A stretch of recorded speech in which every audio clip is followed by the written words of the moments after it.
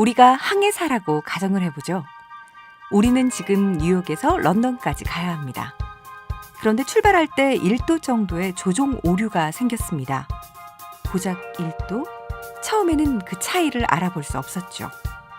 하지만 1도가 점점 큰 차이로 벌어지면서 결국 런던에 도착하지 못하게 됩니다. 잘못된 결정 하나가 되돌리기 힘든 차이를 만든 것이죠. 그런데 만약 이것이 런던행 배가 아니라 우리의 인생이라면 어떨까요?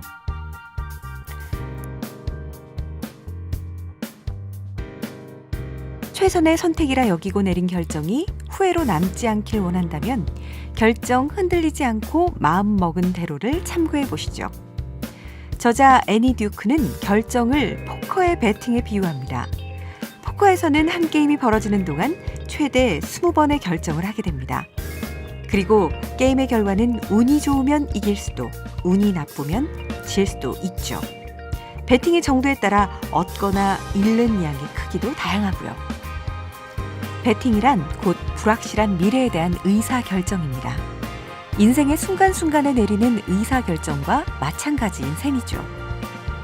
배팅과 인생의 공통점, 의사결정의 질과 운에 따른다는 것입니다.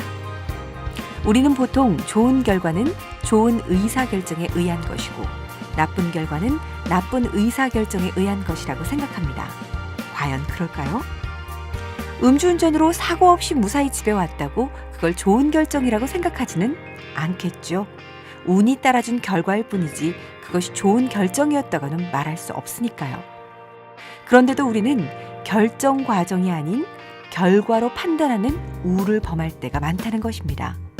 뭐 아니면 도라는 식의 이분법적 판단을 의사결정에도 더 씌워버리는 거죠. 결과가 잘 나왔다고 해서 우리가 옳았다고 보아서는 안 됩니다. 반대로 일이 원하는 대로 풀리지 않았다고 해서 우리가 틀린 것은 아닙니다. 그저 가능한 미래 중에서 가능성이 낮았던 하나의 사건이 벌어진 것뿐이죠. 스스로 확신하지 못하는 정도를 파악하고 예상과 다른 결과가 나올 수 있는 가능성을 최대한 추측해 보려고 애쓰는 것. 이것이 모든 배팅의 기본, 즉 인생 결정의 기본이 돼야 한다고 말하고 있습니다.